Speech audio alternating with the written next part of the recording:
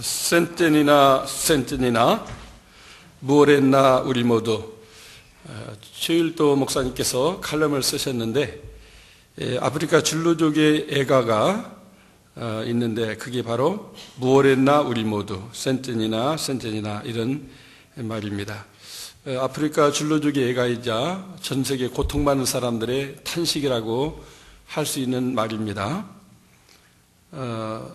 힘 있는 자가 힘없는 자를 강탈할 때 무엇했나 우리 모두, 강물이 마르고 사람이 가축이 죽어갈 때 무엇 했나 우리 모두, 여성과 어린이들이 성폭행당할 때 무엇 했나 우리 모두, 끝없는 전쟁과 착취와 학살이 자행될 때 무엇 했나 우리 모두,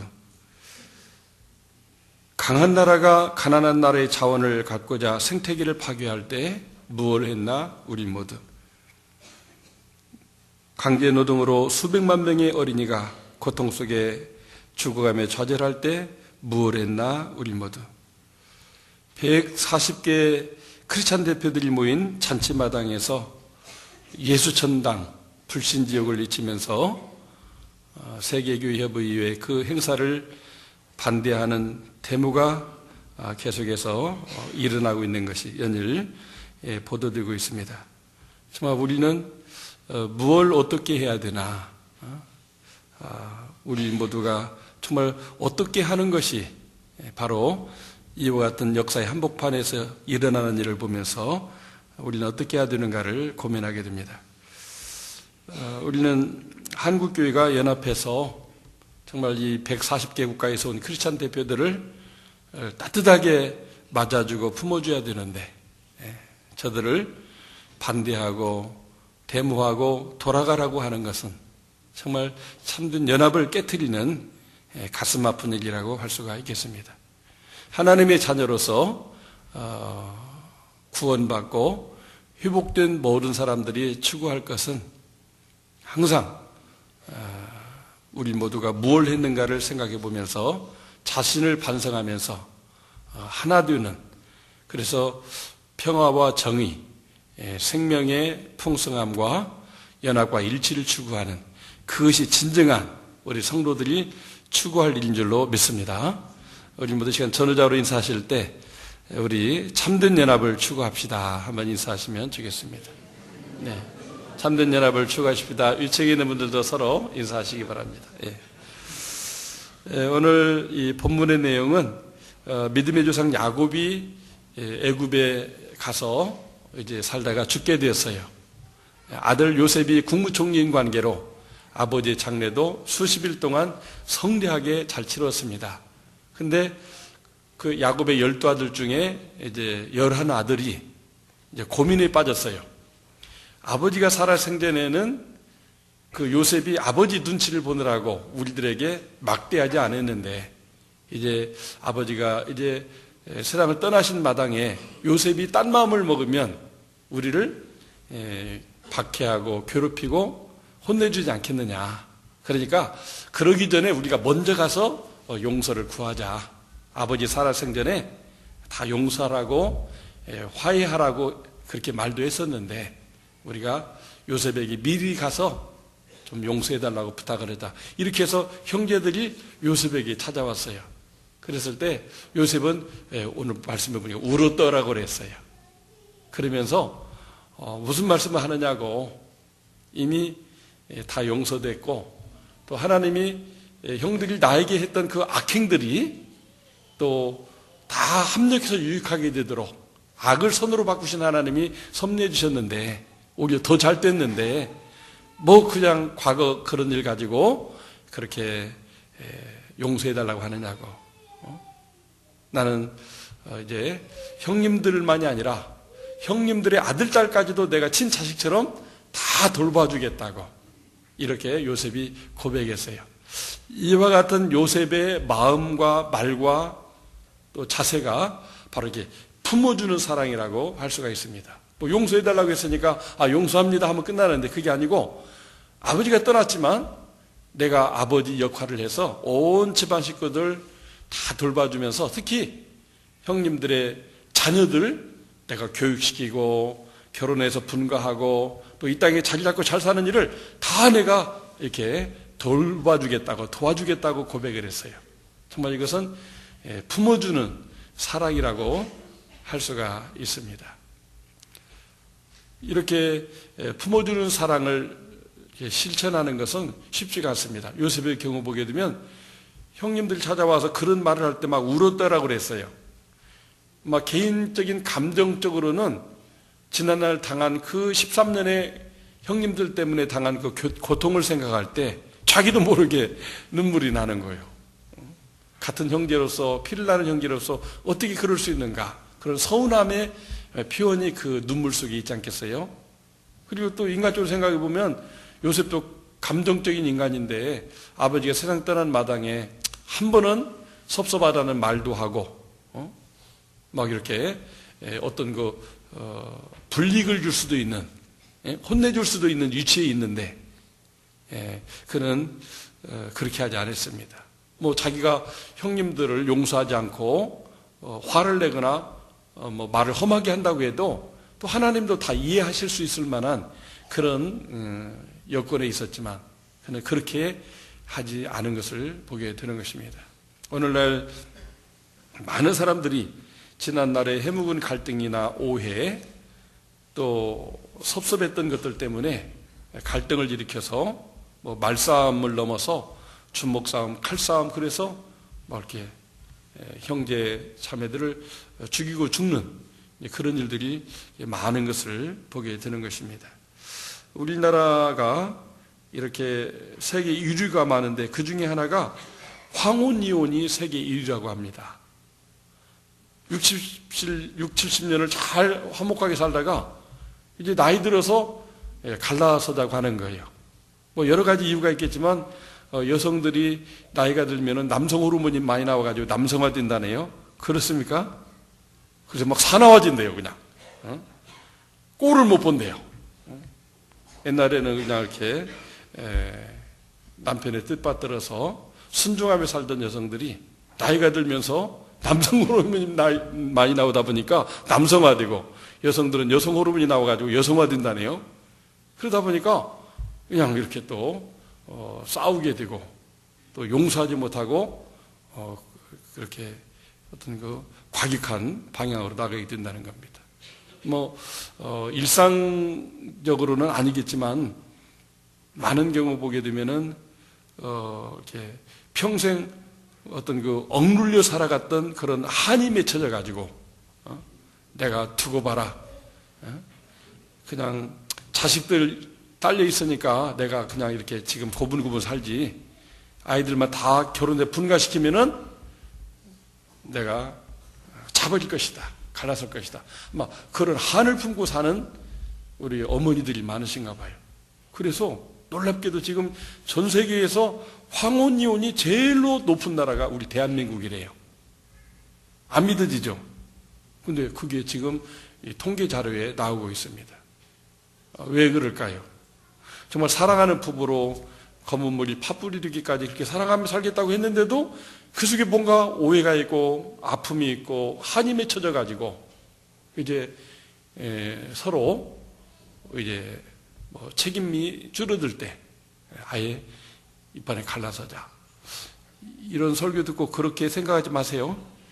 세상 사람들이 그렇다는 거예요. 믿음 없는 사람들이. 그래서 우리가 정말 이 묵은 어떤 아픔, 한을 품고 사는 것은 좋은 게 아닌 것 같아요. 요셉은 무엇 때문에 형제들을 용서하고 용서하는 것을 넘어서 이렇게 도리어 이렇게 품어주는 그런 사람이 됐을까요? 바로 요셉의 믿음은 하나님을 두려워하는 신앙이 있었기 때문입니다. 오늘 말씀에도 보면 19절 20절에 내가 하나님을 대신하리이까. 어떤 사람이 잘못한 것에 대해서 심판하는 것은 하나님의 권한이라는 거예요. 사람이 하면 안 된다는 거예요. 그 사람의 잘못을 선악간에 분별하고 상을 주든 벌을 주든지 하는 것은 하나님이 하실 일이라는 거예요. 나는 형님들이 나에게 잘못한 것에 대해서 내가 하나님을 대신할 수 없다는 거예요. 그렇기 때문에 형들이 두려워서 나에게 그런 용서해달라고 하지만은 이미 나는 옛날에 다 용서했고 또 그런 아픈 감정이 뭐 있지만 그러나 하나님을 두려워하기 때문에 내가 하나님을 대신해서 형님들에게 어떤 해코지를 할 수가 없습니다. 지금 이렇게 고백하고 있는 거예요. 정말 참된 신앙은 뭐냐면 하나님을 두려워하는, 경외하는 신앙입니다. 그래서 하나님 앞에 내가 두렵고 떨림으로 예배하고 하나님의 말씀을 붙잡고 살아갈 뿐만 아니라 정말 이렇게 당연히 자기를 나타내고 자기 분풀이를 할 수 있음에도 불구하고 이게 다 하나님의 섭리라고 하면서 형님들과 우리가 하나님을 잘 믿어야 된다고 하는 이런 이야기를 하고 있는 이 모습이 바로 요셉이 이렇게 믿음이 좋은 사람이고 하나님을 경유하는 믿음이요, 특별히 사랑으로 이렇게 원수까지도 품어주는 그런 마음이라고 할 수가 있겠습니다. 저도 뭐 어릴 때 그런 기억이 잘 잊혀지지 않는 게 있어요. 저희 바로 위에 형님이 한 5살 많은데 어릴 때 제가 굉장히 게으름 피고 말을 잘 안 들었나 봐요. 어느 날은 막 화를 내면서 저를 때리는데 그만 그냥 이렇게 제 머리를 이렇게 한번 이렇게 딱 밟았던 기억이 있어요. 제가 이렇게 쓰러졌는데 한 방 맞아서 탁 쓰러졌는데 발로 머리를 탁 밟았는데 그때 코피가 축 났어요. 이게 잊어지지가 않아요. 그래서 이제 내가 힘이 더 세니까 한번 해볼까 그런 생각도 있는데 그게 아니라 형님이 나를 위해서 고생한 게 너무 많이 생각이 나가지고 형님을 품어주는, 그래서 농사하는데 힘들다고 아내 이렇게 설득해서 이렇게 트럭도 사주는 그런 동생입니다. 요셉과 같아요, 저도. 근데 맞았던 것이 자꾸 잊어지지가 않아요. 너무나 뭐 이렇게 코피가 나서 그랬던 것 같아요. 요셉도 생각해보면 정말 그 구렁텅이에 죽을 뻔했다가, 노예로 팔아먹었다가, 그 감옥 속에서 정말 이렇게 고생하면서 13년을 보냈을 때 얼마나 지긋지긋했겠어요.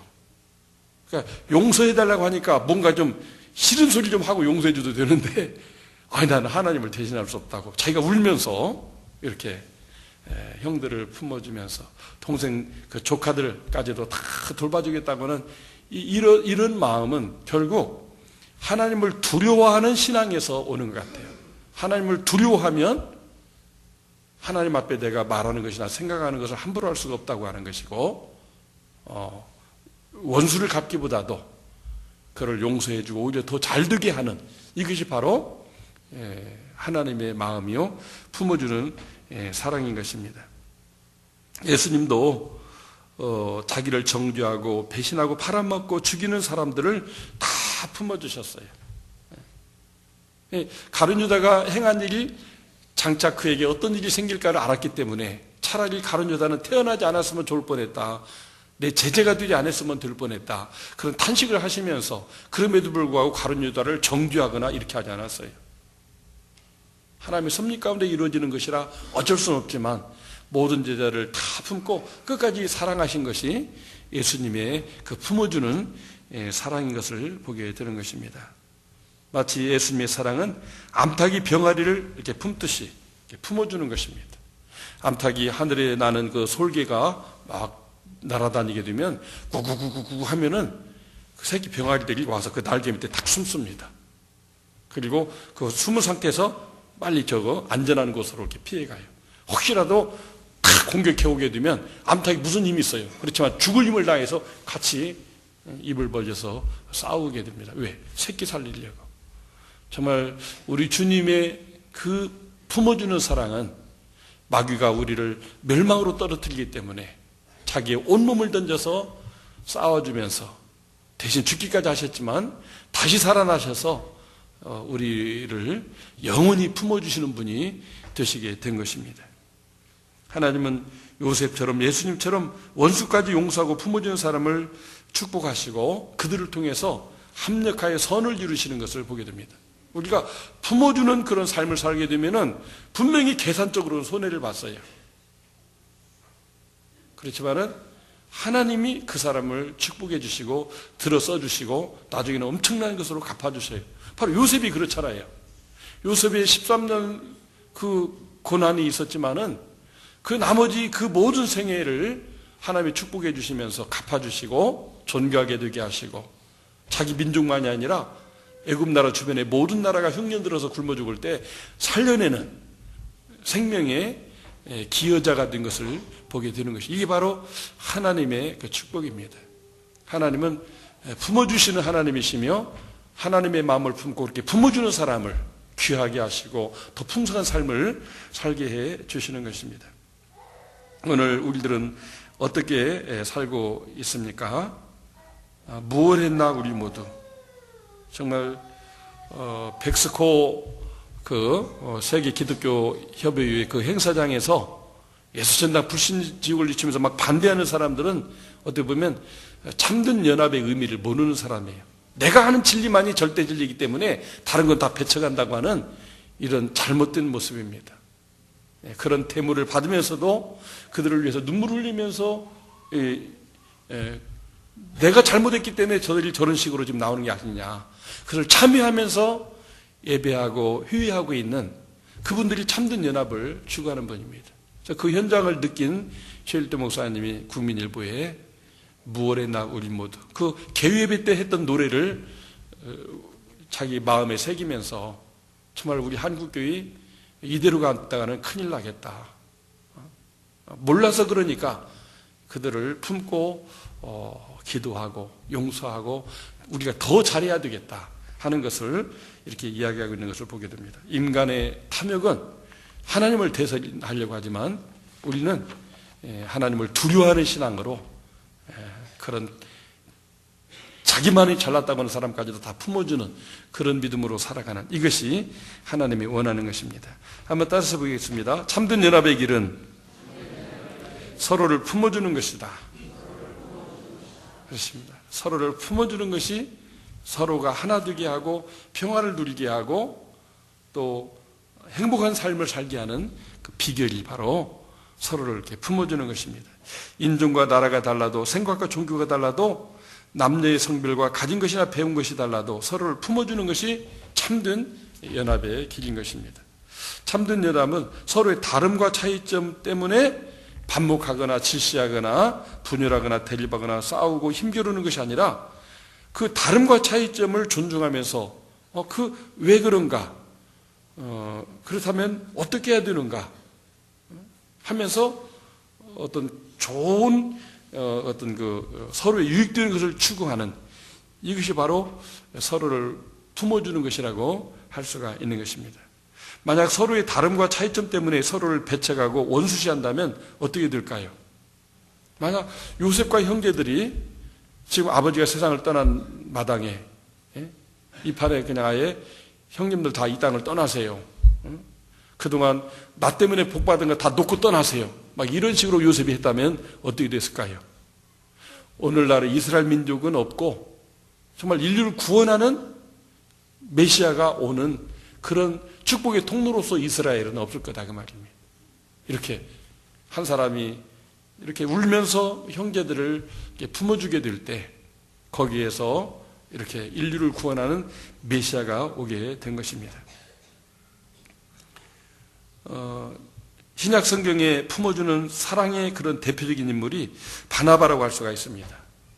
그는 예루살렘의 모든 교인과 사도들도 바울을 배척했어요. 왜요? 복음 전도자 스데반을 죽이는데 이 사람이 앞장섰기 때문에 그 사람이 회개했다고 해도 믿지를 못했어요. 안 만나려고 했어요. 바나바가 데리고 가서 내가 보증합니다. 이분이 정말 회개한 사람입니다. 이 사람이 앞으로 하나님을 위해서, 교회를 위해서 큰 일을 할 겁니다. 이렇게 사울이라고 하는 청년을 품고 바울이 되게 한 사람이 바나바예요.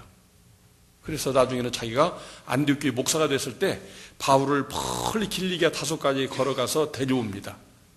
함께 일하자고. 나 혼자도 잘 되지만 당신이 가지고 있는 재능이 같이 합쳐지면 우리 안디옥교회는 정말 하나님이 쓰시는 세계적인 교회가 될 것이라고 이렇게 설득해서 같이 품고 이렇게 사역을 하게 되니까 안디옥교회가 날로 부흥해가지고 나중에는 세계 선교사를 파송하는 교로 성장하게 된 것을 보게 되는 것입니다. 하나님은 이 세상에 가장 아름다운 것이 무엇이냐? 형제와 연합하여 동거하며 어찌 그리 선하고 아름다운 거, 어찌 그리 선하고 아름다운 거, 최상급을 썼어요.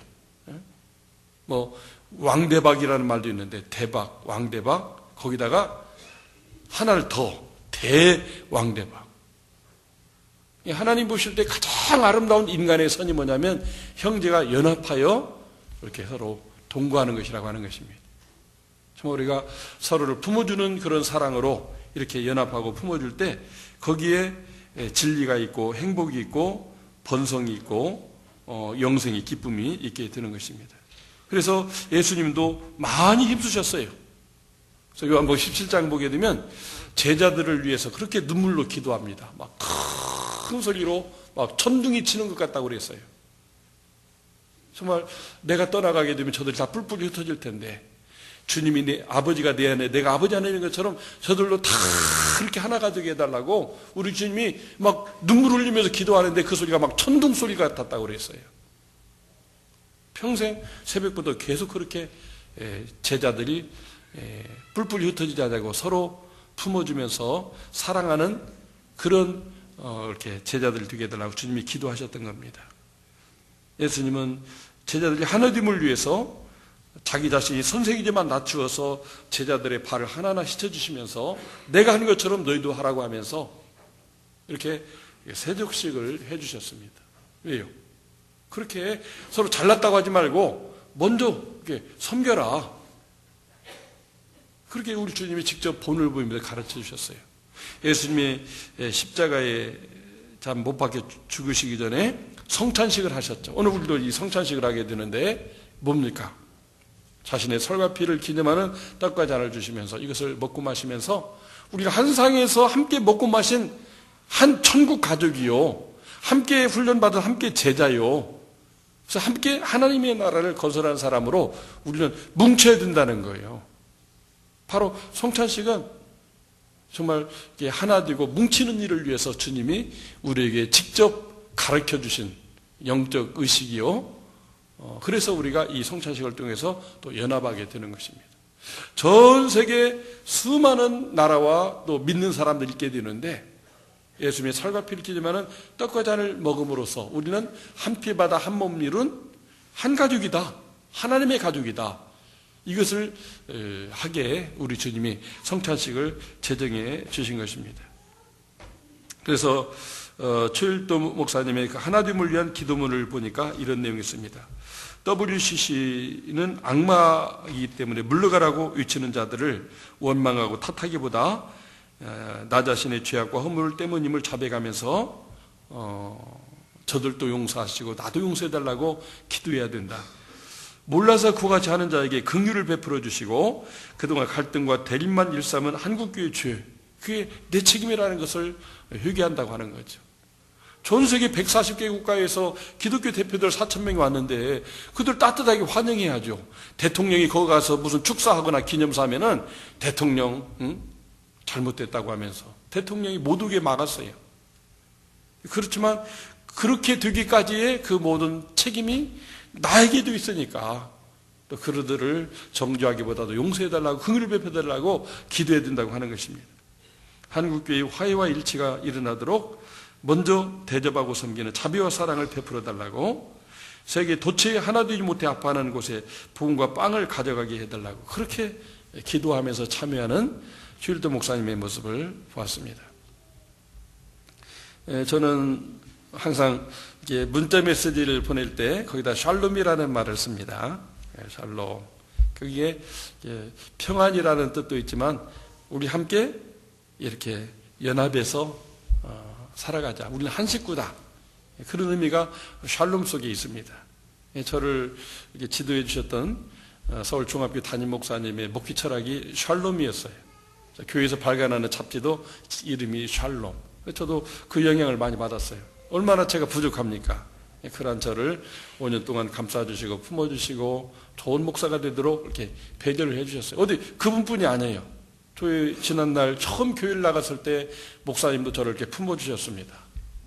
정말 아무도 믿지 않는 집에서 혼자 교회 다니는 저를 이해하고 때로는 목사님 집에 오게 해가지고 이렇게 또 이렇게 떡국 같은 것도 나눠주시고 내복 같은 것도 나눠주시고 또 저를 지도했던 박수절 집사님, 이용기 집사님 이런 분들이 계셨는데 고등부 선생님들 그분들이 항상 그렇게 저를 품어주셨어요. 믿지 않는 집에서 혼자 교회 다니라고 얼마나 고생이 많으냐. 네가 잘못이면 네 부모도 다 구원받게 되고 하나님이 너를 들어 쓰실 것이다. 그러면서 제가 자기들의 친자식 아닌데도 저렇게 자식처럼 품어주면서 돌봐주셨어요. 어떤 겨울에는 정말 이렇게 양말이 떨어져가지고 구멍이 뻥 나 있어요.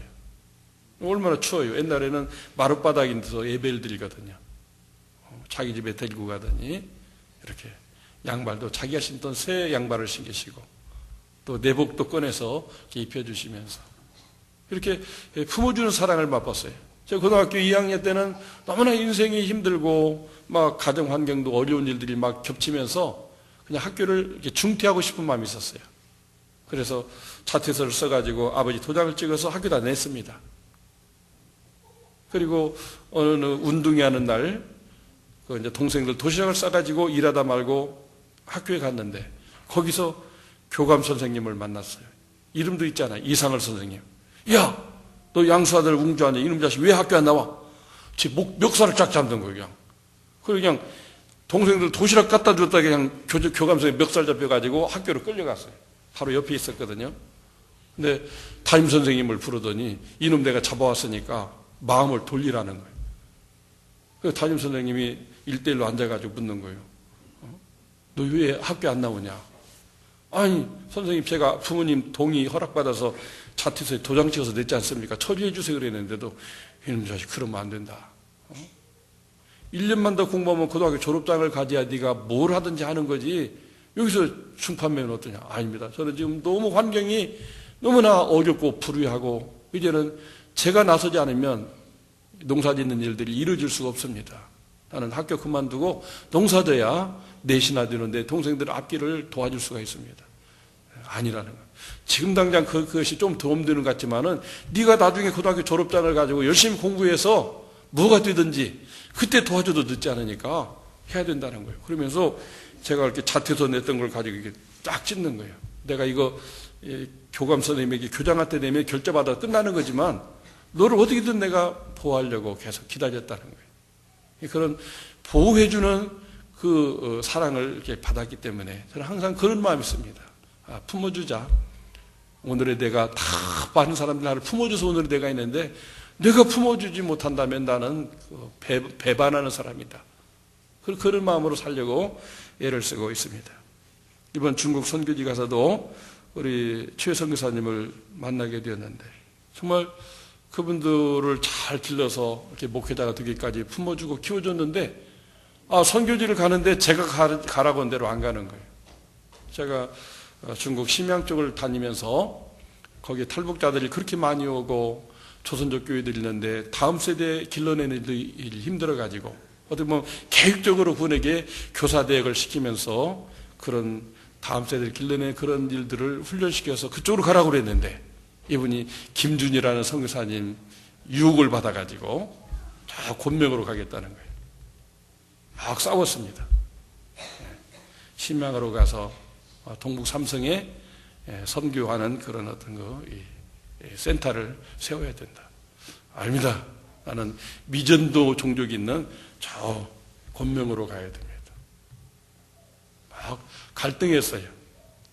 그러나 하나님이 그를 부르셨다면 내 뜻을 내려놓는 것이 좋겠다. 이렇게 품고 이렇게 곤명으로 보내서 12년째 사역을 하고 있습니다. 이번에도 정말 10시간이나 차를 타고 가는 그 먼 거리에 가서 그들이 지도자로 훈련시킨 분들이 이제 자기 교회를 떠나서 오토바이 타고 1시간까지 가는 그런 교회가 없는 지역에 교회를 개척하기 위해서 2명의 지도자가 헌신하는 모습을 보면서 조그마한 학구방에서 대여섯 명이 모여서 주일마다 예배드리면서 농사일을 하다가 시간 남는 날 다시 또 오토바이 타고 와서 그 집집마다 다니면서 전도를 하고 있는 모습을 현장을 보고 그들에게 정말 처음은 미약하다 나중은 심히 창대하다. 나도 교회를 개척할 때는 내 가족 하나가 내려와서 시작했지만 이렇게 하나님의 축복으로 교회가 부흥했는데 여러분들 정말 이곳에서 5만 명 사는 이곳에 정말 교회를 개척하고 이렇게 전도를 해가게 된다면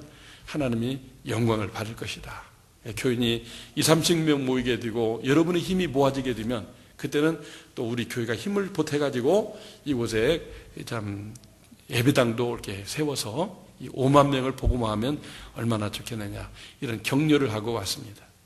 정말 하루 10시간 뭐 이렇게 차 타보기는 처음이네요. 비행기는 뭐 미국 갈 때 타봤지만은 그렇게 힘든지 몰랐어요. 원래 허리도 좀 다쳤는데 계속해서 10시간 갔다 10시간 오고, 또 돌아와가지고 초등순교원 차량 운행하고 또 12시간 넘게 다녀오다 보니까 막 너무나 몸이 힘들어요. 그렇지만은 그렇게 또 선교사님과 가족을 품어주고, 또 그들의 그 결과로서 나타나는 이런 지도자의 양육과 교회에 세워지는 모습을 보면서 너무나 기쁘고 그런 행복한 시간을 가졌습니다. 더욱이 기쁜 것은 지난번에 갔을 때는 그 빵차라는 걸 타고 가다가 고장나고, 그래서 또 막 일정이 차질을 받고 있는데, 이번에는 선교사님 갔더니 투싼이라는 차를 샀어요. 그 현대에서 나온 그런 차인데, 저는 그것도 잘 몰랐네요. 산타페가 더 좋은지 그게 좋은지 모르겠어요. 산타페 다음으로 그게 좋은 차라네요. 그래서 그 차를 타고 막 10시간을 갔는데 차가 얼마나 잘 나가고 또 소음도 없고 좋은지. 중국은 이런 그 차에도 다 휘발유를 쓰더라고요. 그러다 보니까 뭐 엔진도 좋고 해가지고. 그 차를 마련하는 것도 작년에 제가 다녀와서 그런 애로사항을 얘기했더니 어떤 분들이 그렇게 헌금을 했잖아요. 1,000만 원도 하고 500만 원도 하고, 여러 사람이 연합하니까 이렇게 좋은 차를 사가지고 선교사님 마음껏 원하는데 10시간 가는 그 시골에 가서도 전도하고 지도자 세우고, 또 15시간 가는 비행기 타고 가야 되는데도 이제 그 차가 있어서 이제 직접 가서 전도하고 하는 이런 모습을 보게 됩니다. 정말 우리가 품어주는 마음으로 이렇게 서로 연합을 추구하게 되면 하나님이 잘 되게 하셔요. 저희가 뭐 힘이 남아서 선교사 보내고 후원하는 게 아니죠. 먼저 그의 나라와 의를 구하는 그 하나님의 뜻을 품고, 선교사님들까지 그 뜻을 품고 같이 이렇게 협력하니까 하나님이 우리 교회도 이만큼 부흥 성장시켜 주시고, 이제는 중국에 안 가도 중국을 선교하라고 많은 유학생들을 우리 교회에 보내줘가지고 이렇게 귀한 인재들이 이렇게 세워지는 건 너무너무 감사하지 않습니까? 정말 우리가 이렇게 사랑으로 품고, 하나님의 뜻을 품고, 이웃을 품고, 세계 영혼의 구원을 품고, 우리가 이렇게 품는 그런 마음으로 나가게 되면 거기에 참된 연합이 이루어지게 되고, 그 모습을 보면서 하나님은 어찌 그리 아름다운고 이렇게 기뻐하시면서 그러한 사람, 그러한 가족, 또 그러한 교회, 그러한 민족을 축복해 주시는데, 우리 모두 참된 연합을 추구하는 그런 품어주는 마음으로 살아가는 여러분과 제가 되기를 예수 이름으로 축원합니다. 하나님 감사합니다. 참된 연합은 품어주는 것임을 요셉을 통해서, 예수님을 통해서, 바나바를 통해서, 또 중국을 품고 또 수많은 영혼들을 품고 선교하고 있습니다. 주님 품어주시고 정말 그 땅에 보내신 바의 뜻을 이루는 선교사님들 다 되게 만들어 주옵소서. 예수님 이름으로 기도 올리옵나이다. 아멘.